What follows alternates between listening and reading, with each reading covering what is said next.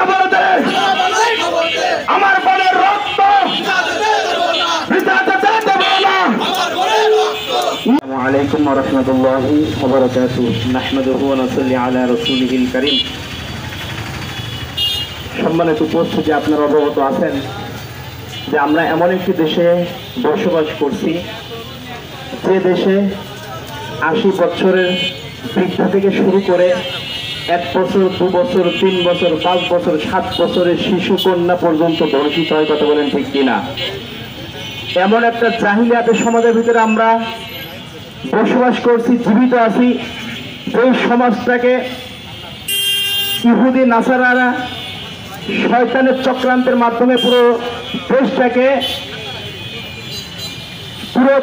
একটা খারাপ পথ, খারাপ কাজের দিকে তারা আস্তে আস্তে ধাবিত করছে। ঠিক কিনা বলেন? সম্মানিত উপস্থিতি, আসলে ধর্ষকদের সর্বোচ্চ শাস্তি যতক্ষণ পর্যন্ত মৃত্যুদণ্ড কার্যকর না হবে ততক্ষণ পর্যন্ত বাংলাদেশ থেকে ধর্ষক চিরতরে নিশ্চিহ্ন হবে না।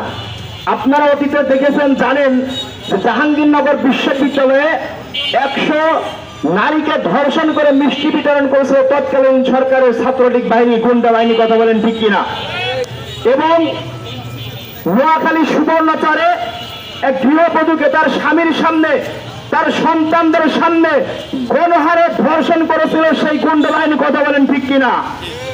তো সম্মানিত উপস্থিতি, অতীতে ধর্ষণ হয়েছে, কিন্তু সেই সময় সে ধামাচাপা পড়ে গেছে টাকার মাধ্যমে, ক্ষমতার করে। ঠিক কিনা বলেন?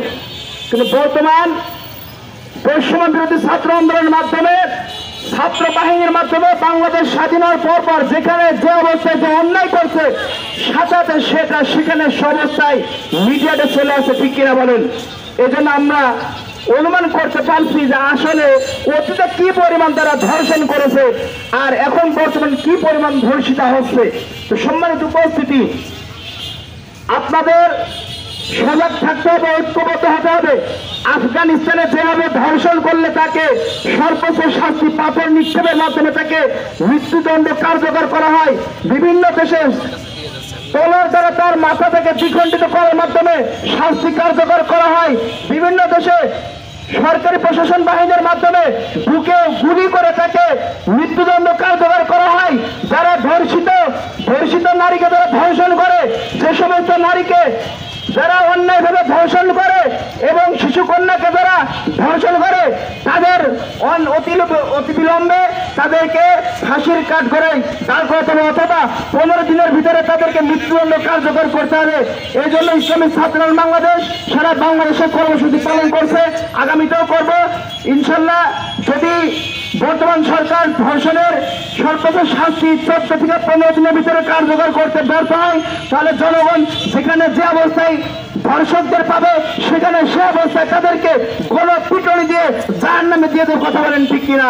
এবার আমার সংক্ষিপ্ত বক্তব্য এখানে শেষ করছি। আখির দাওয়ানা আলহামদুলিল্লাহি রাব্বিল আলামিন। আসসালামু আলাইকুম। সংক্ষিপ্ত বক্তব্য পেশ করবেন ইসলামী ছাত্র বাংলাদেশ ঝিনাইদহ জেলা শাখার সংগ্রামী সাধারণ সম্পাদক উসামা বিন সাইদ। সংগ্রামী সাধারণ সম্পাদক উসামা বিন সাইদ। ইসলামী ছাত্র আন্দোলন বাংলাদেশ ঝিনাইদহ জেলা শাখা কর্তৃক আয়োজিত আজকের মানববন্ধন, আপনারা জানেন আমরা এখানে কেন মানববন্ধন করতে এসেছি। আমাদের দাবি, ধর্ষকদের সর্বোচ্চ শাস্তি, মৃত্যুদণ্ড কার্যকর করতে হবে এবং সেটা জনসম্মুখে হতে হবে। আমি মনে করি ধর্ষণের শাস্তি না হওয়া এবং ধর্ষক বেড়ে যাওয়ার অন্যতম 2টা কারণ আছে।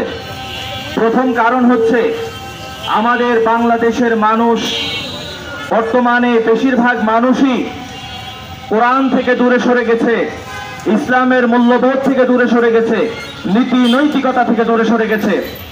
যখন মানুষ নীতি নৈতিকতা থেকে দূরে সরে যায়, ইসলামের মূল্যবোধ এবং ধর্মীয় মূল্যবোধ থেকে দূরে সরে যায়, তখন সেই মানুষ আর পশুর মধ্যে কোনো পার্থক্য থাকে না। কথা বলেন ঠিক কিনা? যখন আল্লাহ তাআলা কালামুল্লাহ শরীফের মধ্যে বলছেন, লাহুম কুলুবুল্লাহ ইয়াফকাহুনা বিহা ওয়া লাহুম আ'য়ুনুল্লাহ ইবসিরুনা বিহা ওয়া লাহুম আযানুল্লাহ ইয়াসমাউনা বিহা উলাইকা কাল আনআমি বাল হুম আদাল উলাইকা হুমুল গাফিলুন। আল্লাহ তাআলা বলছেন, তাদের চোখ দিয়েছি তারা চোখ দিয়ে দেখে না, তাদের কান দিয়েছি তারা কান দিয়ে শোনে না, তাদের অন্তর দিয়েছি তারা অন্তর দিয়ে চিন্তা করে না। এই সমস্ত মানুষ যারা ধর্মীয় অনুশাসন মেনে চলে না, তাদের মধ্যে আর চতুষ্পদ জানোয়ারের মধ্যে কোনো পার্থক্য নাই। অতএব যারা এই সমস্ত নিকৃষ্ট কর্মকাণ্ডের সাথে জড়িত, আমি মনে করি তাদের এই ধর্মীয় মূল্যবোধ এবং নীতি নৈতিকতার চরমভাবে অভাব রয়েছে। কারণ একজন ছোট বাচ্চার মধ্যে যৌনতার কোনো চিহ্ন পর্যন্ত নেই, সেই ছোট বাচ্চার মধ্যে যখন আইনের দাবি এবং আইন অনুযায়ী যতদিন পর্যন্ত বিচার কার্য সম্পাদন করা না হবে, ততদিন পর্যন্ত ধর্ষণ, চুরি, ডাকাতি, রাহাজানি, চিন্তা এগুলা দেশ থেকে বন্ধ করা সম্ভব নয়। অতএব আমরা মনে করি যে সর্বোচ্চ পর্যায়ে শাস্তি, ধর্ষকদের শাস্তি নিশ্চিত করতে হবে এবং সর্বক্ষেত্রে আইনের শাসন পরিপূর্ণভাবে দেশের মধ্যে পুনর্বহাল করতে হবে। এই আশাবাদ ব্যক্ত করে আমি আমার সংক্ষিপ্ত বক্তব্য শেষ করছি। আখির দাওয়ানা আলহামদুলিল্লাহি রাব্বিল আলামিন। পর্যায়ে সংক্ষিপ্ত বক্তব্য নিয়ে আসছেন ইসলামী আন্দোলন বাংলাদেশ ঝিনাইদহ জেলা শাখার সংগ্রামী সভাপতি জননেতা ডাক্তার এইচ.এম. মুমতাজুল করিম। বক্তব্য নিয়ে আসছেন ইসলামী আন্দোলন বাংলাদেশ ঝিনাইদহ জেলা শাখার সংগ্রামী সভাপতি জননেতা ডাক্তার এইচ.এম. মুমতাজুল করিম।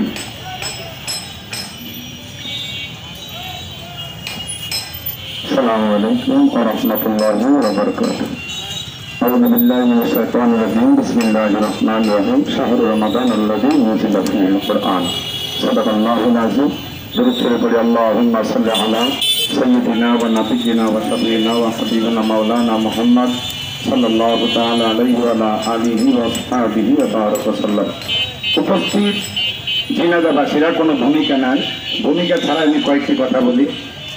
আপনারা জানেন বিগত দিন থেকে ফেসবুক অনলাইনের মাধ্যমে আমরা দেখতে পারি যে এতদিন এক প্রকার ধর্ষণের একটা অবস্থান ছিল, এখন বর্তমান ধর্ষণ মনে হয় শুরু হয়ে গেছে সম্পূর্ণ বাচ্চা শিশুদের উপরে।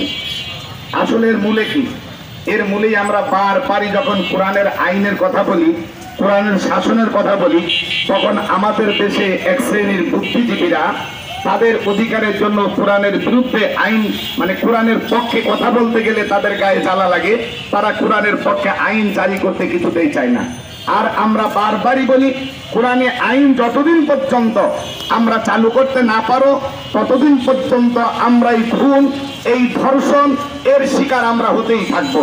আপনারা বিগত কয়েকদিন আগে দেখেছেন যে বাংলাদেশের ভিতরে বর্তমান যে অবস্থার ভিতরে, আমি ফেসবুকে একটা ফুটেজ দেখেছি, বাংলাদেশের প্রশাসন, পুলিশ বাহিনী সেখানে দণ্ডায়মান দাঁড়ানো, পুলিশ বাহিনীর সামনে আমার এক ভাইকে কুপিয়ে হত্যা করা হলো সরাসরি।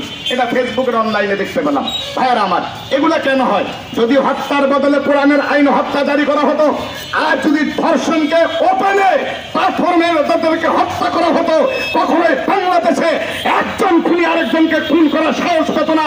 কখনোই একজন ধর্ষণকে যদি এই পায়রা চত্বরে দাঁড়িয়ে সিট মারে দাঁড় করিয়ে এই ধর্ষকরা যদি পাথর মেরে হত্যা করা হতো, ওই ধর্ষকের কখনো আমার মা আপনার বোনের দিকে কোনো ধর্ষকের চোখ তুলে তাকাতে পারত না।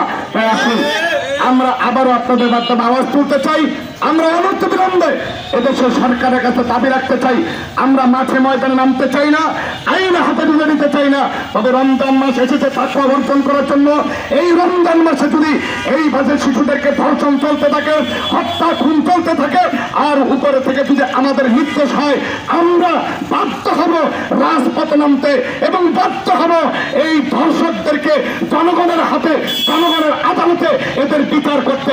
এই জন্য আমি উদাত্ত আহ্বান করবো, সরকারকে আহ্বান করো, আপনারা আপনাদের প্রশাসনের মাধ্যমে অতি দ্রুত ধর্ষণের সর্বোচ্চ মৃত্যুদণ্ড আইন কার্যকর করে এদেশে ধর্ষণ এবং খুনিদেরকে আইনের আওতায় এনে অনতিবিলম্বে এদের ডেটের পরে ডেট নয়, মামলার পরে মামলা নয়, এদের বিচার অনতিবিলম্বে 24 থেকে 48 ঘন্টার ভিতরে এদের বিচারগুলো কার্যকর করা হোক। আল্লাহ রাব্বুল আলামিন আমাদের তৌফিক দান করুন, আমিন। ওয়া মা আলাইনা ইল্লাল বালাগ। এসেছি আজকে বাংলাদেশে এমন এক অবস্থা তৈরি হয়েছে যেখানে 70 বছরের বৃদ্ধা থেকে শুরু করে 5 বছরের মেয়ে পর্যন্ত নিরাপদ নয়। আমরা দেখছি একের পর এক ধর্ষণ হচ্ছে, অথচ কোনো ধর্ষণের সুনির্দিষ্ট কোনো বিচার আমরা দেখছি না। সর্বশেষ আমরা দেখেছি আমাদের আইনমন্ত্রী বলেছে 90 দিনের মধ্যে ধর্ষণের বিচার কার্য শেষ করতে হবে। তার মানে হলো আসামিদেরকে ফাঁস কাটিয়ে মুক্তি দেওয়ার পায়তারা করা হয়েছে। আমরা বলতে চাই ধর্ষণের সর্বোচ্চ শাস্তি নিশ্চিত করতে হবে এবং ধর্ষণকারীদের দ্রুত বিচারের মাধ্যমে তাদের শাস্তি নিশ্চিত করতে হবে। 90 দিন, 600 দিন, 300 দিনের বাহানা করে তাদেরকে মুক্তি দেওয়ার কোনো পায়তারা বাংলার ছাত্র সমাজ আর মেনে নেবে না। আমরা আজকের এই সমাবেশ থেকে মানববন্ধনকে এটাও বলতে চাই, হরিণাকুণ্ডের এক ধর্ষণ ঘটনায় আমরা দেখেছি 7 বছরের শিশু ধর্ষণ হওয়ার পরে স্থানীয় অনেক রাজনৈতিক নেতৃবৃন্দ ধর্ষকের পাশে অবস্থান নিয়েছে, ধর্ষণের শেল্টার দেওয়ার জন্য টাকার মাধ্যমে তাদেরকে মুক্তি দেওয়ার জন্য বিভিন্ন পায়তারা করছে। আজকে আমরা এই সমস্ত রাজনীতিবিদদের বলতে চাই, যদি কোনো ব্যক্তি ধর্ষকদের পক্ষ অবলম্বন করে ধর্ষকদের সাথে তাদেরও শাস্তি এই বাংলাদেশে নিশ্চিত করা হবে ইনশাআল্লাহ। আমরা বলতে চাই ধর্ষকদের দ্রুত শাস্তি নিশ্চিত করতে হবে এবং কোনো ব্যক্তি ধর্ষণের পক্ষ অবলম্বন করলে তাকেও শাস্তির আওতায় নিয়ে আসতে হবে। টাকার মাধ্যমে, ক্ষমতার মাধ্যমে কেউ যদি ধর্ষকদের মুক্তি দেওয়ার পায়তারা করে তাদেরকেও আইনের আওতায় আনতে হবে এবং বাংলাদেশে যে সমস্ত খুন, গুম এবং রাহাজানি হচ্ছে প্রত্যেকটা অন্যায়কে শাস্তির আওতায় আনতে হবে এবং দ্রুত শাস্তি সম্পূর্ণ করতে হবে। আমরা অন্তর্বর্তীকালীন সরকারকে বলতে চাই, জনগণ আপনাদের পাশে আছে। যদি কোনো অন্যায়কারীর শাস্তি নিশ্চিত করতে আপনাদের কোনো অসুবিধা মনে হয়, দেশের 18 কোটি মানুষ আপনাদের পক্ষে আছে, আপনারা ধর্ষকদের সর্বোচ্চ শাস্তি নিশ্চিত করুন। এতে যদি ধর্ষকদের ক্ষতি হয় তবে বাংলাদেশের জনগণ আপনাদের আজীবন মনে রাখবে। এবং এই সংস্কার কমিশনকে আমরা বলতে চাই, আপনারা যেহেতু সংস্কার করতে পারছেন, দ্রুত ধর্ষণের শাস্তি নিশ্চিতের এই আইন আপনারা পাশ করুন। যদি এই আইন পাশ করতে পারেন 15 দিন থেকে 20 দিনের মধ্যে ধর্ষকের শাস্তি নিশ্চিত করা সম্ভব হয়। আবারও যদি কেউ ধর্ষণ করার চিন্তা করার আগেই তার শাস্তির কথা মনে পড়ে যাবে, অতএব ধর্ষণ সমাজে অটোমেটিকলি বন্ধ হয়ে যাবে। আজকের এই মানববন্ধন থেকে আমরা বলতে চাই, যদি এরপরেও ধর্ষকদের শাস্তি নিশ্চিত করা না হয় এবং ধর্ষণের অব্যাহত চলতে থাকে, এর থেকেও কঠোর কর্মসূচি নিয়ে ইসলামী ছাত্র আন্দোলন মাঠে থাকবে। সেই উদাত্ত আহ্বান দেখে আজকের বক্তব্য শেষ করছি। নাসরুল্লাহ ইহফাতুন করি অবশ্যই মুকবিল। আসসালামু আলাইকুম ওয়া রাহমাতুল্লাহ।